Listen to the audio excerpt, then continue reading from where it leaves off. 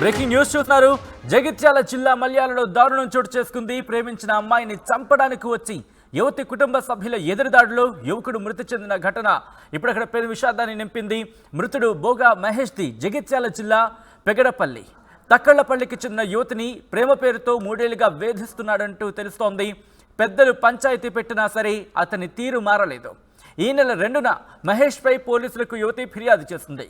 యువతిపై కక్ష పెంచుకున్నాడు బోగా మహేష్. ఈ నెల 6న అమ్మాయి పుట్టినరోజు. దీంతో యువతి బర్త్డేను డెత్ డేగా మారుస్తానంటూ పోస్టులు చేశాడు. నిన్న యువతి ఇంటికి వచ్చి ఆమె తల్లి తాతపై కత్తితో దాడికి దిగాడు. యువతి కుటుంబ సభ్యుల ఎదురుదాడులు మహేష్ మృతి చెందినట్టుగా తెలుస్తోంది. విజువల్స్ మీరు చూస్తున్నారు. అదుగు అతగాడి బోగా మహేష్ ఆ యువతిని దాడి చేసేందుకు వెళ్ళినట్టుగా తెలుస్తుంది. ఆ యువతి మీద దాడి చేసేందుకు వెళ్ళగా ఆ కుటుంబ సభ్యులు ప్రతిఘటించినట్టుగా తెలుస్తోంది. ఆ ప్రతిఘటన నేపథ్యంలోనే ఆ యువకుడు మృతి చెందినట్టుగా తెలుస్తోంది. ఒక్కసారి అక్కడ ఏం జరిగిందో ఒకసారి చూసే ప్రయత్నం చేద్దాం. ఏం జరిగింది? ఏదో తామదామ కేసులే ఇప్పుడు ఆ పని చేసినరాని అంటే ఏది ఆ అమ్మాయి వాళ్ళ ఇంటికి పోయి వేధించిండ్రా? ఏం జరిగింది అసలు? వాళ్ళే చంపారు. పోలీస్ అని వచ్చింది సారు, పోలీస్ అని వచ్చింది. ఆయన చేసింది. ఇప్పుడు ఆయన కూడా కనిపించినట్టే మావని కనిపించినట్టే సారు. లేకపోతే ఇచ్చిపెట్టా ఎంతమంది ఉన్నారు ఇంకా. ఏం జరిగింది? ఏం జరిగింది? ఏదో తామదామ కేసులే.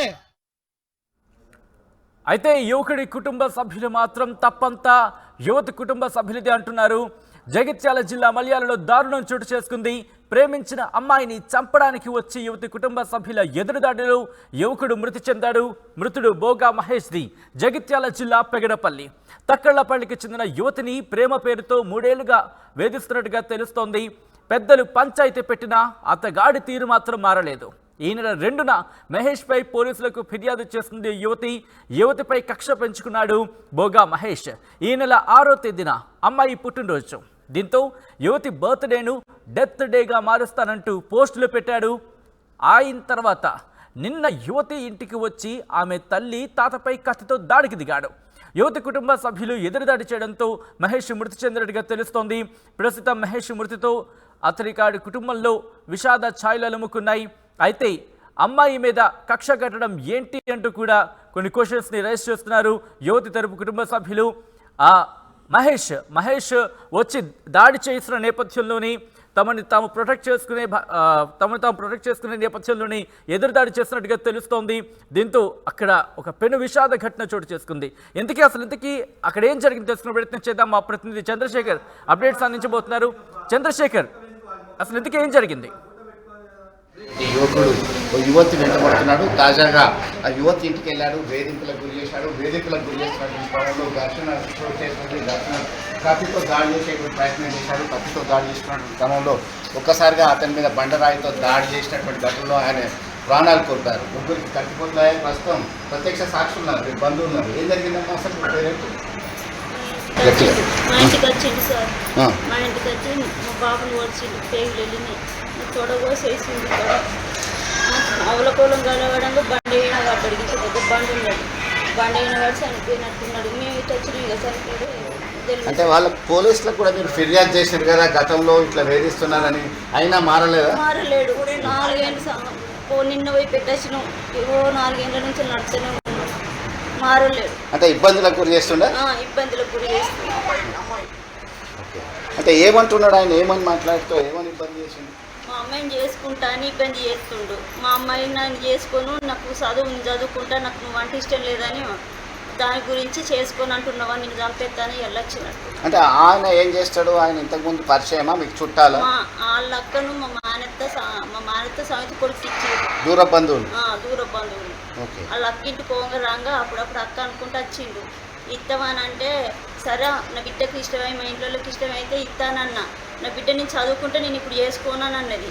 నువ్వు చేసుకోని అంటావా అని ఊకే ఇట్లా మెసేజ్లు పెట్టుడు ఇన్స్టాగ్రామ్లల్లా ఇక చేసుకొని అంటావనని ఇవాళ ఈ కథ చేస్తాను. అంటే ఎంతమంది మీద దాడి చేసిండు కత్తితో? ఆయననా మా బాపు, నా వీణ, నా కొడుకు వీణ, నా బిడ్డ వీణ చేయవేంది. ఇప్పుడు సీరియస్గా ఉన్నది.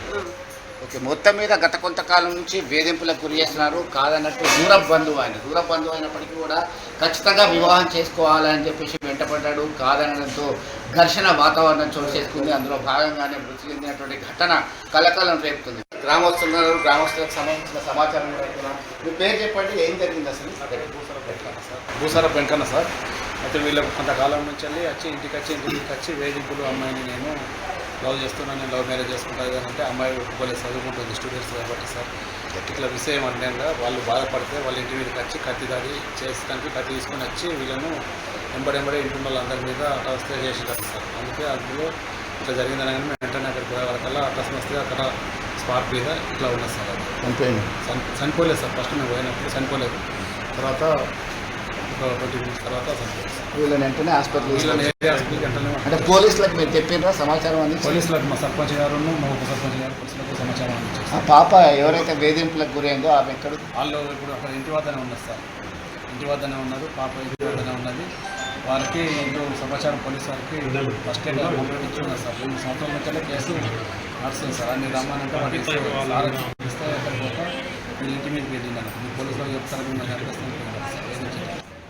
ఎస్, మొత్తం మీద పోలీసులకు సమాచారం అందిస్తారా అంటే పోలీసులు షీ టీం కూడా రంగంలోకి దిగింది. షీ టీం రంగంలోకి దిగిన తర్వాత ఖచ్చితంగా మీ సంగతి చూస్తా అని చెప్పేసి ఇంటిపైకి వెళ్ళారు, దాడి చేశారు. ఈ క్రమంలోనే ఘర్షణ వాతావరణంలో ఆయన మృత్యువాత పడ్డారని చెప్పేసి స్థానికులు సైతం మనకు వివరిస్తున్నటువంటి పరిస్థితి ఉంది. మొత్తం మీద ఒక వ్యక్తి, మహేష్ అనేటువంటి వ్యక్తి మృతి చెందడం, ముగ్గురికి కత్తిపోట్లు కావడం కలకలం రేపుతుంది.